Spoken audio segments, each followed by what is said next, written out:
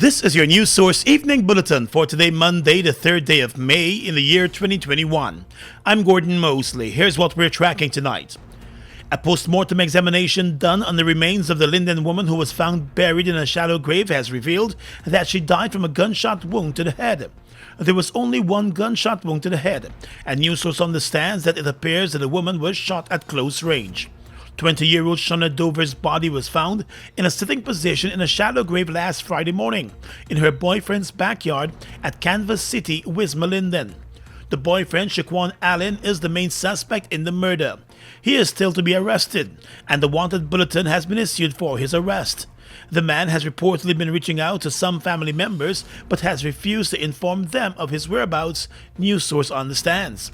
The dead woman's father, Selwyn Haywood, confirmed the findings of the post-mortem examination in a brief interview at News Source today. The post-mortem exam was conducted this morning in Georgetown. The murder of the young woman has gripped the entire nation. She was discovered dead 3 weeks after the boyfriend and her family reported her missing. The boyfriend, who is now wanted for the murder, led and even joined the woman's family members in a number of search operations around the Linden community, while the body was buried in his backyard all along. It was a teenage relative of the dead woman who confessed to the police that Dover was shot dead by the boyfriend as he cleaned a gun in the house. The teen claimed that she accompanied the boyfriend as he went to his father, who was a teacher in the town, and informed him of the shooting incident. A police statement said the teen confessed to going back to the house with her sister's boyfriend and assisting him in burying the body in the backyard. It took her 4 weeks to relay the incident to the police and leading them to the crime scene. Police investigators in Linden had visited the home on a number of occasions during their initial probe, but they did not search the bushy backyard. The teenage sister of the dead woman and the father of the suspect remain in police custody as the investigations continue. The police investigators have dispatched a file to the Director of Public Prosecutions, seeking advice on the charges that should be filed against the two. Meanwhile, as the search continues for the murder suspect, Shaquan Allen, the father of the murdered woman, told News Source that he's concerned that the suspect is still to be caught. Now that we found your body, I appreciate the work, as I saying again, I appreciate the work that the police did, the work through from night till morning, and I give thanks to that, I praise God to that we get your body and we can take a better step from there, but at the end of the day, you still have to come forward to face his judgment, but we ain't got no information as yet about him, where he locate or where is it, but the police working on it and I give thanks to that. The dead woman's father said the family has been receiving suspicious phone calls from some persons claiming to have information on the man's whereabouts.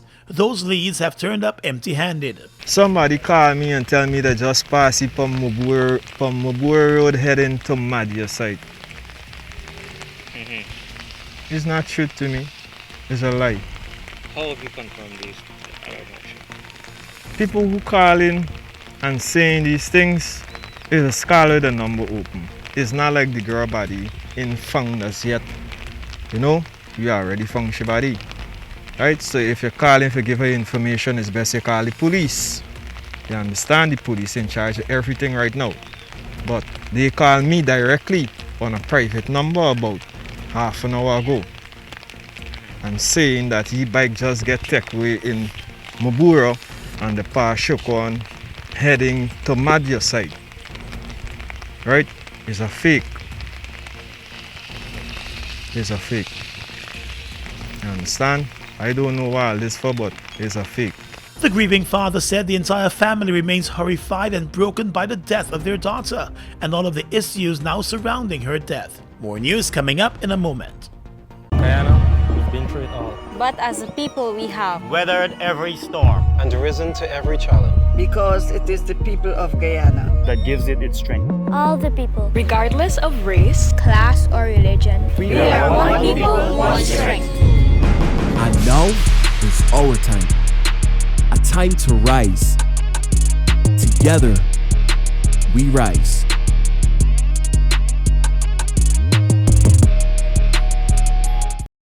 Mobil 1 is more than oil. It's many oils. It transforms at the molecular level. When cold, it's thicker than honey. When hot, it's thinner than water. Mobile One adapts and readapts to last longer. 16,000 kilometers between oil changes. That's your engine evolved. Sol Guyana is the authorized distributor of mobile lubricants. At Sash Financial, we create strategies for strengthening business and personal finances while helping our clients to build sustainable wealth. Our financial and business consultancy services are uniquely tailored to ensure every client receives quality packages and optimal results.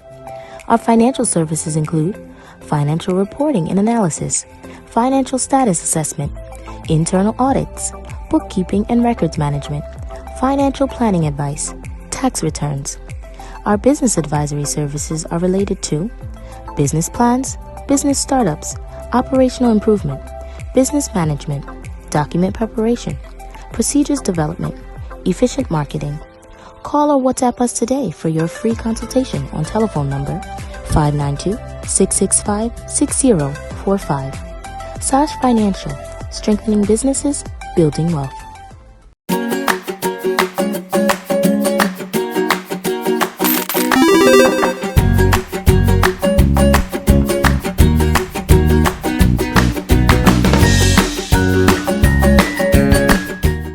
We are legions of men standing strong, but never too proud to stoop and help someone. We must send a clear signal to all. Do right, walk in upright ways, knowing that's what being a man is all about. And ever aware that things will only get worse when good men do nothing. Stand strong, be the one to live right. Mom, what are you doing with GPL on your list? Child, you forgot I have to pay GPL? You got time with GPL? I have to keep these lights on. The customers who think in that manner and refuse to honor their obligation to GPL are obviously not playing their part in ensuring quality service delivery. So, I will continue to pay my GPL bill on time, every time. I recognize the value of your point, Mom. You were right.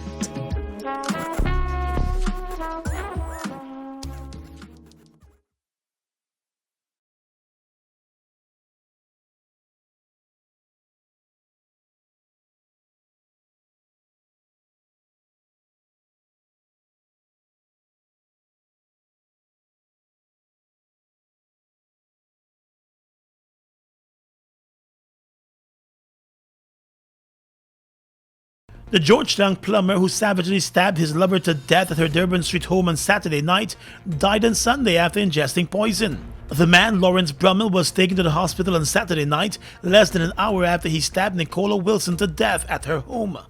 At the hospital, he complained of feeling unwell after ingesting a poisonous substance. He passed away yesterday morning. On Saturday night, Brummel got into an argument with his lover Nicola Wilson at her house, and when the woman asked him to leave, he refused.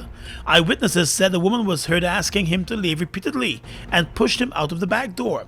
The man attacked the woman and repeatedly stabbed her in front of her teenage son, as persons in the area raised an alarm. I left for me water downstairs and I overheard the argument between this man and this lady. Upon the argument, she telling me, go the house, and she push her out the house. Cuff the woman in her face, and when she fall down, I can't see what going on with them inside of the house. But while coming up with the water, I overheard me mother hollering, no, Lawrence, no. And I jump the fence and I go over. When I go over it, when I see choking the woman in her face and touch her heart with a knife. And the knife they left inside of the woman's heart. And who take it out, I don't know. But the knife they left inside of the woman's heart. Knife was left in her. Yeah. And what he did after that? He ran away. Yeah, he drove away in the car. Eyewitnesses said he drove away from the scene but later turned up at the hospital where he eventually passed away. The Guyana Trades Union Congress is urging citizens to hold the government accountable and demand a place at the decision-making table. In a Labor Day statement on Saturday, GTUC General Secretary Lincoln Lewis said the labor movement is dissatisfied that citizens continue to be deprived of benefits of the country's resources, and he has urged citizens to reorganize themselves and agitate for the enforcement of a system of government that is accountable to the people. Labor wishes to register its disapproval to this mass activity and urges society to recognize and agitate for the enforcement of a system of governance that is accountable to the people.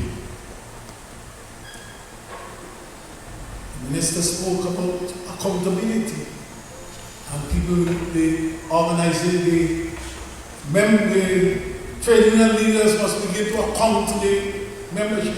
Let me make the point. Yes, it is. But there's an ILO convention which speaks to non-interference by political operatives in the business of the trade. The trade unionists added that it is now time for citizens to demand to take up spaces in the management of state matters that affect the rights of their economic, cultural, and political well-being. The time is now for us to stand up and agitate, to be a part of the decision-making processes in the management of this state on matters that affect our rights, economic, social, cultural, and political well-being. These must be determined by us, not external forces. Not external forces or internal forces that do not have our interests at heart. On the issue of the oil contracts, Mr. Lewis said while those contracts might have some limitations, the government is expected to do much more in the areas of workers' protection and advancement. What is happening in the foreign-owned oil and gas sector? Guyanese must not be bystanders to transgressions and violations. In this sector, exploitation of workers is rampant.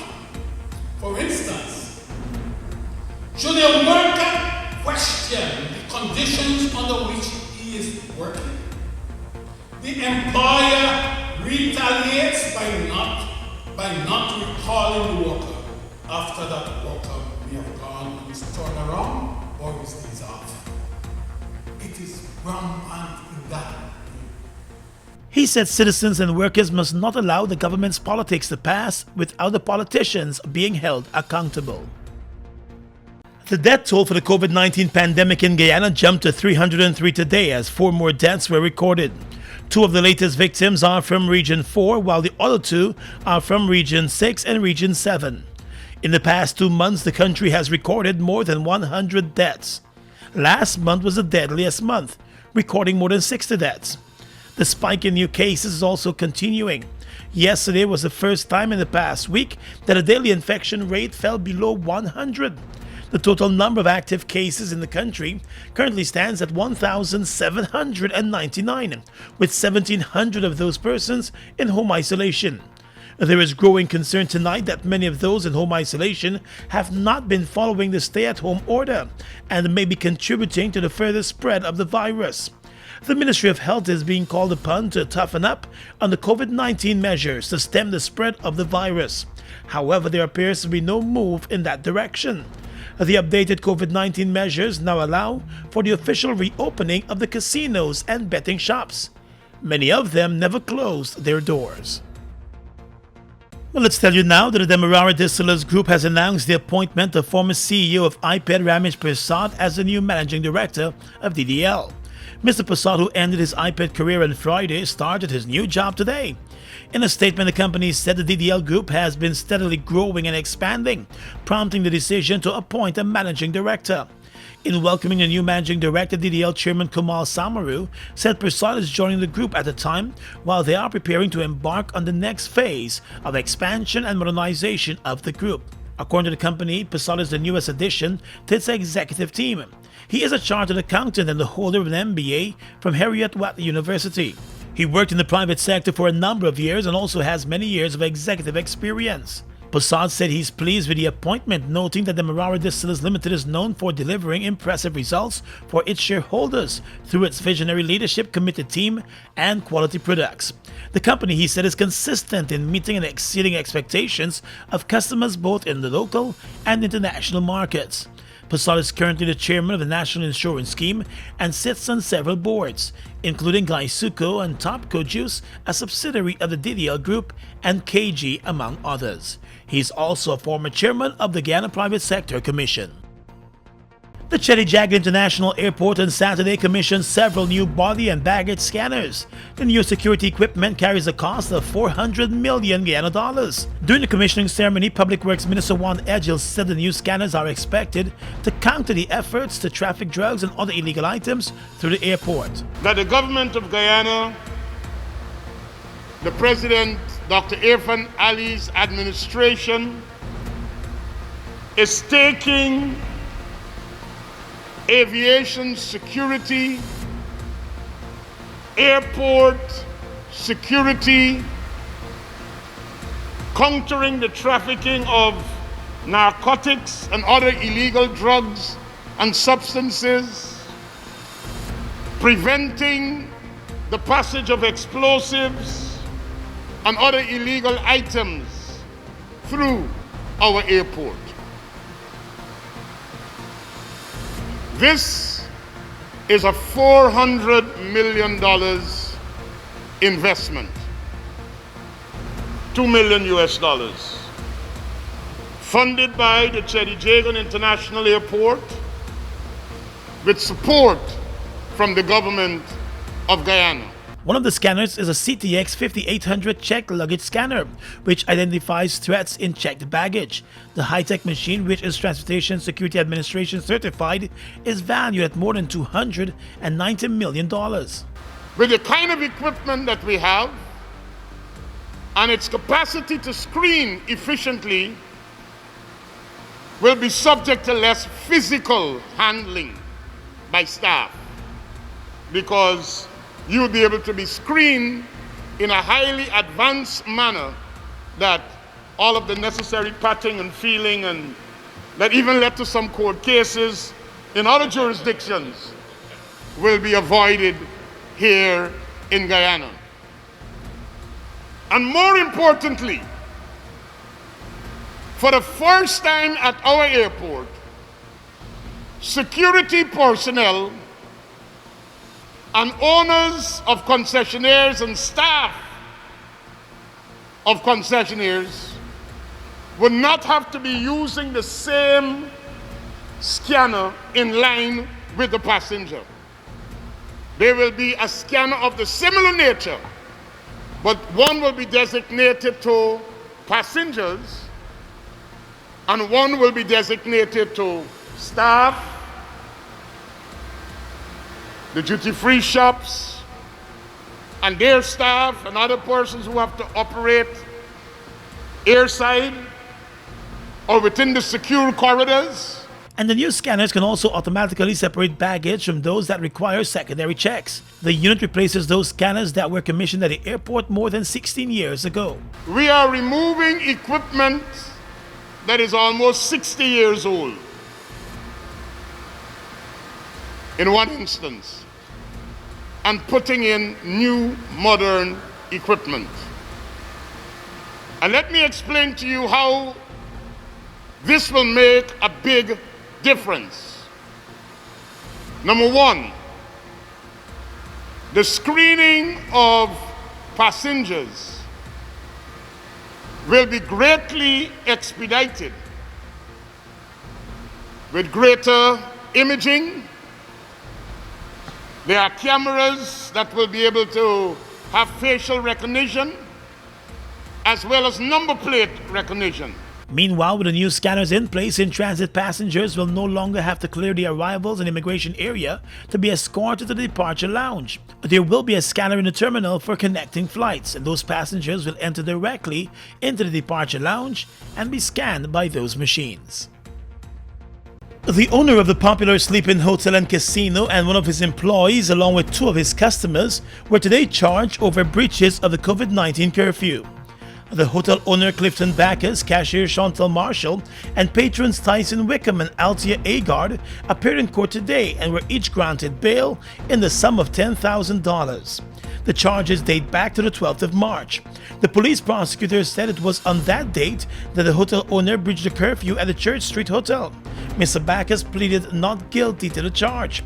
The cashier at the hotel, along with the two patrons, also pleaded not guilty to the charges.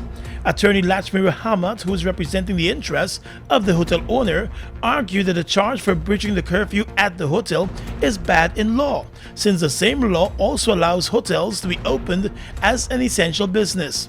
According to the attorney, the protocols have outlined that hotels, interior lodges, and guest houses can operate on a 24-hour basis. The prosecutor then informed the court that a file will be sent to the Director of Public Prosecutions for additional advice. The matter will come up again on the 17th of May.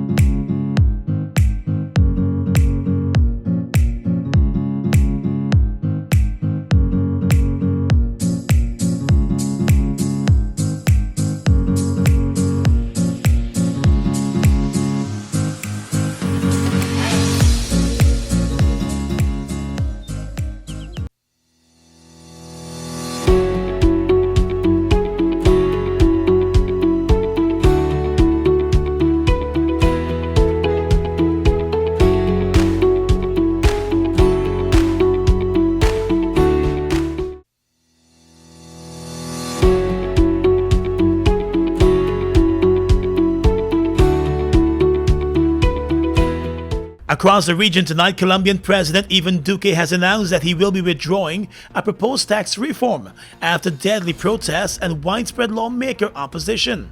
He has, however, insisted that the reform is still necessary to ensure fiscal stability. Protests, which have led to multiple deaths around the country since they began last Wednesday, continued yesterday in some cities, despite the announcement. The Colombian president on Friday said the law would be revised to remove some of its most controversial points, but the government had previously insisted it could not be withdrawn. The reform, which the government has insisted, is vital to stabilizing Colombia's finances, maintaining its credit rating, and funding social programs, and they say it remains necessary. Antiguan Prime Minister Gaston Brown has warned of the possibility of implementing a mandatory vaccination program in Antigua and Barbuda. He made the comments while he criticized persons who were encouraging others not to participate in the national vaccination program, which is aimed at curbing the spread of COVID-19. In defending the need to get citizens vaccinated, the Prime Minister said the country is currently struggling on a monthly basis to meet salaries and wages because of the impact of the pandemic. He said the type of hesitancy taking place is just totally unacceptable. The Prime Minister said a recent decision by the U.S. government to issue a Level 4 travel advisory for Antigua and Barbuda has already started to be felt, with students from an offshore medical school questioning the level of illness on the island. And finally tonight, international news. The European Commission has recommended easing restrictions on non-essential travel from overseas. Under the plans, anyone who has received the last dose of an EU-approved vaccine at least 2 weeks beforehand will be permitted to travel. The EU currently only allows non-essential travel from 7 countries, but the proposals will also contain an emergency brake, allowing member states to limit travel quickly in response to new variants or deteriorating health situations in non-EU countries. This will be reviewed every 2 weeks. Discussions on the plans will begin tomorrow. The EU has already announced plans for a digital certificate which would cover anyone who is either vaccinated against COVID-19, has a negative test, or has recently recovered. And that's your News Source Evening Bulletin for tonight. I'm Gordon Mosley reporting and encouraging you to stay safe.